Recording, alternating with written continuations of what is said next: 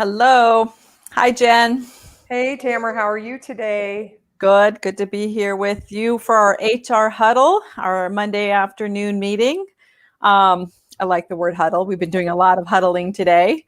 And one of the things that we've been talking about, both internally and I think with clients, is communications, which is always showing up on any HR employee evaluation, client evaluations, or assessments. It's always a topic, that we could say, how do we focus? And we thought, from an HR perspective, what are we doing to make sure that somebody owns communications in the firm? Now, some very large firms have, chief communications officers, but most firms do not have a position or a role like that. But somebody should own that underneath their role. And HR has a lot of communications to manage, often are good communicators. Good writers, good positioning. And so it can live there. But we've just got so many messages to think about that need to go out to different people at different times and make sure we're on point at the leadership team with our messaging. It's just like this big bucket. And we just thought, gosh, maybe we should synthesize it down and how we can get our arms around it and make sure that communication is enhancing what we're doing, not hurting, or not the absence of it hurting. So we thought we would just spend a few minutes talking about this mammoth topic. What do you think, Jen?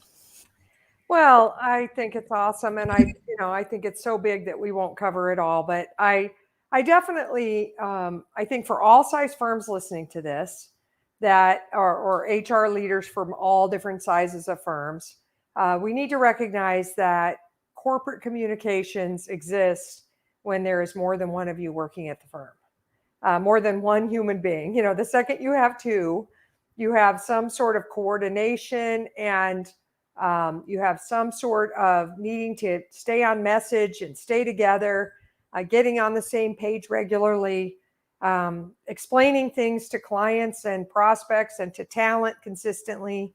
So sometimes we talk about corporate communications or the need to have more formalized communications, and people hear us like, oh, that's not me.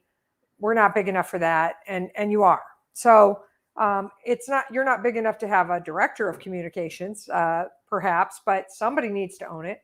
Somebody has to do the thinking and the planning and the preparing of the communications and some sort of distribution in some kind of order that makes sense. And if you want to be a great change manager, you have to consider the communications piece.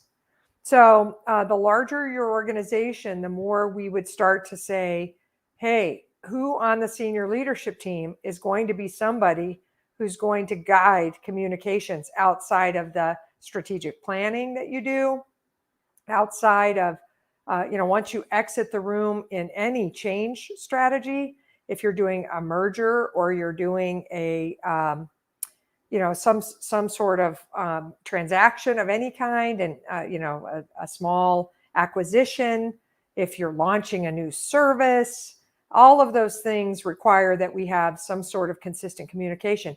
And when kind of bad or sad things happen, or difficult things, we need to have clarity of who owns the communications. So that's something we come into firms and always have to try to jump in on and say, hey, who is going to be the person here at the senior leadership team that's going to guide the communications, whether they're writing them or not.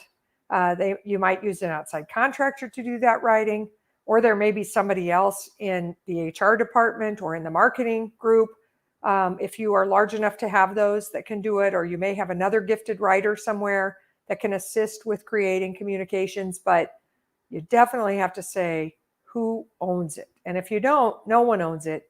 And that usually means that it's not well thought out, that it doesn't happen in a very orderly fashion, and that maybe it doesn't happen at all sometimes. What do you think? And I think once you identify who owns it, and it can be one person that's kind of thinking about it, or it could be for each of the groups or initiatives or whatever it is we need to communicate about, who's going to do the thinking and planning for that communication. So if you're sitting there thinking, we're not big enough for this, that's how I would break it down. That's the first thing. And then what that person is listening for is what's changing, what's staying the same, what's going to be better because it's changing, and then how's it impacting that person or that group of people. And then how are we going to keep them updated? And I think one of the mistakes that we see firm leaders make is, I can't communicate until I have all the information put together. And we would say we need to communicate as the message gets out there. We've said this before on HR huddles, and I know we've said it in other places, that if you don't manage the message is going to manage you. And so we have to start thinking about what needs to get communicated to whom, and what that cascade of communications is, and what include those change management ideas that Jen was pointing to that I just outlined, because that's what people are worrying about. That's what they're wondering about. So, we have interns coming. They're going to be in person, and our managers and supervisors are going to be remote. How are we going to manage that? What does that look like, and who owns facilitating that? Or the upcoming holiday schedule. I mean, I'm just using some simple things, right? And then there's, we had a key person leave. And so we have to communicate that. And we need to be on point, on message as a leadership group. That's one reason to make sure we have our communication document and what our positioning is. But then we can start to say, well, who needs to know? Well, probably those that are working with them the closest internally first, partners first, and then those closest, and then the team, and then the clients. And we have to cascade those clients too. So, we have to figure out what those messages are, and that's what we need to communicate. So like a client message about a key person leaving is, here's what's going to stay the same. We're going to continue to serve you, and, provide these services. Your leadership team is what's going to change. And here's who's going to be your new point person. The staff working on your engagement is not going to change. How you reach us, whatever the message is. So I just think thinking through that, it also calms us down as we have to make, those communications. As we think through what that is, I think it's, it helps us see, the path through it, when we're defining that. So, when we say who owns it, that's what they're going to be thinking about, that message, and answering those key questions that those stakeholders are going to be thinking about. So Tamera, I think there's a couple of big examples. And one is, I think most organizations, most firms and organizations did a decent job of this when COVID-19 really hit in earnest in March of 2020. And that most organizations stopped and said, oh no, what is our message to the staff? How are we going to handle this? What are the steps? Who should they see with questions? What sort of directions do they need? What do we tell clients, right? So I think most organizations that had no normal or formal communications processes built some for COVID, but then they forgot them. And, like we stopped having to wear masks if we were vaccinated in many places. And we also then stopped doing formal corporate communications or something. And I don't want to make light of the pandemic, but it was a muscle we actually built. We gave regular updates and that sort of stuff. So I think that if we go back to those processes that we had in place and said, how many of these would apply to other things in our firm? That might be a place to look. The other thought that I had while you were talking is, maybe we should take a real life example for a second. One that we've seen many organizations of a variety of sizes botch, and that's what I'm going to call the market adjustment. So, I have a group of seniors in a department or division, a service line. We've done a salary study, outside salary study. We've compared it to our people. We have found that we have, of the seniors, we have to make some adjustments to get them adjusted to market. They're being paid under market. We know that puts them at great risk. So we're going to make salary adjustments. Turns out we might have 5 seniors working for us. 3 of them need to be adjusted, but not all 5, 3. The other 2 came in later or whatever. We paid them the right market rate. They've been accelerated properly, but the other 3 off market. So we're going to make these adjustments. And some, the way they tell the 3 shows up on their paycheck, bad way to tell them. And then they say, wow, I got a raise, and it isn't a raise. It's not a merit raise. It's not a bonus. It's not, because they were more awesome today than they were yesterday, or they became more responsible. Those are called raises. Or more awesome or more responsible than others at their peer level. Right. It's because they were being paid under market. And some might be like, wow, I don't want to tell them that. Well, it's a straight, authentic, transparent message. and the market has been accelerating, and we're paying attention to it. And you can count on us to make adjustments when we're able to afford it. We're going to make these adjustments. We are watching, and that makes your people feel good, not bad. So creating a position statement is the first step. What are we doing? We're making market adjustments. Why? What's changing, as Tamera said, we're going to adjust a few people who are being paid under market. What's not changing? Those that were being paid at market will not be getting any salary changes. And then who's affected and who do I tell in what order? We would always tell you, please tell senior leadership first. Don't tell anybody at the staff level until senior leadership is enrolled and on the same page and in the know. Otherwise, what happens is staff will go ask them. And by senior leadership, I don't just mean if you're big enough to have a management committee or executive committee, and I don't mean just equity partners. Sometimes income partners get left out of the stream, but they're considered partners by everyone else, and they might get questions. So, whoever those senior leaders are in the business, you let them know. And you say, here's what, and it's in writing, not a verbal at a meeting where you hope they heard it right. It's here's the position statement. Here's what we're doing. Here's who we're telling in what order. If you get questions, maybe you create a frequently asked questions document. So you say, here's the question. Here's the suggested answer. You're not trying to script people per se, but you are trying to arm them with the answers they need to the key questions. So like, I'm one of the 2 seniors that didn't get adjusted. I'm going to a partner. You should have a question, expect a question from them that says, hey, why didn't I get an adjustment? I heard so-and-so did. Because by the way, people hear about each other's salary and bonuses and everything, right? So just expect that it'll be common knowledge. And so expect that objection from one of the people that didn't get adjusted. Hey, why didn't I get an adjustment? Well, here's what we did. We did a market study, and I'm armed with the position. I know what the story is, and it's a real story. It's the truth, but otherwise I might say something like, well, I think they must have done better than you in the last year. Or let's look at your statistics. Have you had enough chargeable hours? And all of a sudden I'm like giving the wrong message that's not valid at all to somebody who's getting super upset about it. And it's because I wasn't brought into the discussion. And you're giving a different answer than I'm giving to the other person that came to me. And then those 2 talk and they got different answers because Jen and I are giving different answers. Well, and Tamera, you and I both get assigned, and you're going to tell 2 of the ones that did get the raise, and I'm telling the other one because I mentor them. And you tell your 2 that they're getting a merit increase and they're awesome and high five. And I tell them the position statement, right? Because I happen to have been in the room when it was discussed, but not because I was armed with it. So that's the mistake we make, is if we don't think ahead, and discuss this with our senior leaders, they will give inconsistent messages and sometimes create a bunch of upset and drama, totally unnecessary. It could be, and your clients and your team members, they trust you more when the leaders all seem to have the same story, even if the same story is kind of negative, even if it's a bad news kind of story, like, yes, we are closing that office. We have determined that there simply isn't enough business in that marketplace for us to continue to move forward with a physical brick and mortar space, but we'll be serving that marketplace from our other office. Even when it's that kind of a message, if we all answer the questions, why, what do I do if, with good consistency, people accept that change faster. They come along faster. And man, we see people not thinking this through, not discussing it themselves, not assigning anyone to write it or read it or edit it or disseminate it, and mayhem ensues. And some of you may be thinking, we don't have time for this. We're so busy. Well, do you have time for the mayhem?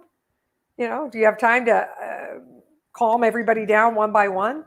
Well, and do an exit interview for those 2 seniors that came and asked and got mixed messages and are like, forget this, I'm going somewhere else because I can get $10,000 more somewhere else. And, no, we don't want to do exit interviews and then have to interview somebody and recruit new people and then have your managers train them. And, we're spending time. So doing the thinking and planning, I think, is important. I think another tool, Jen, I would add to that helps with some of that messaging that we love is the frequently asked questions document. And, you could sigh and go, I don't have time for that either. But when you start to list those questions and then you start to gather answers, That's how you start to get consistent positioning and consistent responses to the questions. And we can anticipate any questions we might get, or objections, or what about, or worries. And we have to think about it from different people. Like we have to walk kind of 360. So one group I was thinking about as you were talking, Jen, is the managers. So I'm the career manager for that person. I'm not a partner, but I'm their career coach and career manager. Maybe I don't have conversations about comp, but because I'm their career manager, they come to me and I'm like, I have no idea what you're talking about. And then I'm like, well, what about my pay?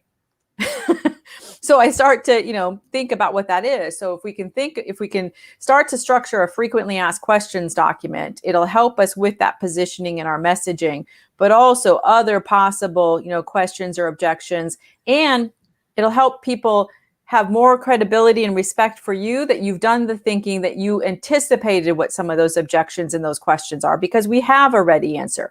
We're not going to have all of them. So we can use it to say, oh, hey, that's a good question. Let me, get that document. I'll talk to the group and we'll get back to you. And then we can update the FAQ with that question so everybody gets it, and then go back to the individual that asked it. So it's a great repository also to ask, questions or refine things, as we have new learning as we go. To my point about don't wait till it's all perfect. As we have new learning, we can also then update the frequently asked questions with some of those messaging. And once we create a few FAQs for different life events in the firm or strategic events, then we can leverage those going forward. They will help us know what questions to ask or consider. We love it if you create a frequently asked questions document that is, one for the leadership team and then one for kind of the public, if you will, the talent at large, or for clients at large, and that you even have the courage to ask some of the tough questions in the more public versions. Like Tamera said, it causes the people that are reading it to think, they did consider this when they made this decision. Most of the time, people think we as leaders are doing a bunch of stuff that's kind of half-baked, half thought through, and they wonder, did they even think of me? Or did they even think of my client? Or did they even think of our office or our service line?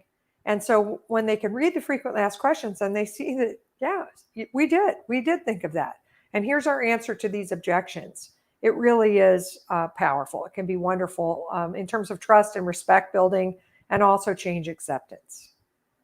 Well, and from an HR perspective, there's a whole bunch of questions that I think your people have, about coming back to the office. How is this variant going to impact us? We should be having a running COVID, FAQ if we don't have one. Pick that back up, like Jen said. We built that muscle, and it's like going to the gym, and then we kind of get, tired of it or focused on something else, and it's like I stopped going, or summer hits, I stopped going to the gym, and now I got to go build those reps back up, build it back up.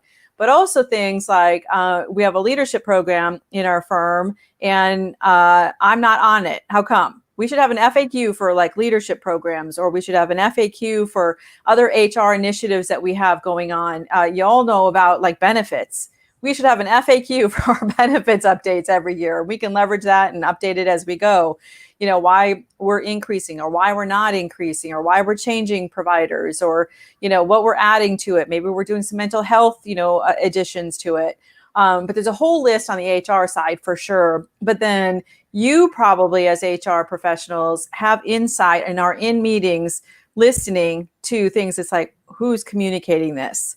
And that could be such a value add contribution that you could make by asking that question. Now, I know the problem is if you do that, they're going to say, hey, that's a great idea for you. And so it's risky, but somebody has to do it. And you're probably going to do a lot of the troubleshooting on the back end, to Jen's point about time, if we don't do the thinking ahead. Or you can say, I'm happy to input to it and review it if somebody wants to write it because they're the subject matter expertise. Maybe you're not the subject matter expertise, but if you could help craft it or be a sounding board for it, that would be huge. But that's such a missing, and we don't have people regularly in meetings or with different functions or initiatives that are happening in the firm asking those communication questions. Who's creating the positioning for this? Who's going to deliver it? How are we going to get that out? Who's creating the FAQ? And if that's something you could start offering, and if you have some templates that you've done, you could share it with them. By the way, we have some templates. If you would like, copies of a couple templates, we have a couple that we'd be happy to share with you. And you can leverage. You'll see how the structure, like Jen said, plays. But gosh, that would be awesome. If somebody was starting to listen from that perspective, like, what's our communications plan here? I agree, Tamara. And I think that this, no matter your size, this is relevant. And you might have heard some of that and thought, oh gosh, we're not big enough. You're big enough if you're trying to manage the message to a bunch of clients or a bunch of talent. And by a bunch, I mean more than you. So the minute you get there, you really need to think it through. And so one of the templates we have is a change communications plan template. And that would help you just right there. And we tell people all the time, pull it out in the middle of whatever meeting you're having to discuss the change, when you get kind of close to deciding, and start asking the questions on that form. And that is huge, because that sometimes will cause you to think a little bit harder about your plan. It'll force some objections or some concerns that you didn't think of. So let us know if you want that. You can hit us up in social media, and we're happy to supply it. Awesome. Great. And I think we'll have to wrap up this mammoth topic, and hopefully that gives you some places to get started. Reach out to us. We're interested, and we will plan on being with you next week. And if you have any other topics you'd like us to address or cover, please let us know. We're happy to do that. And we look forward to seeing you next week. Have a great, productive week this week. Talk to you soon. All. Bye.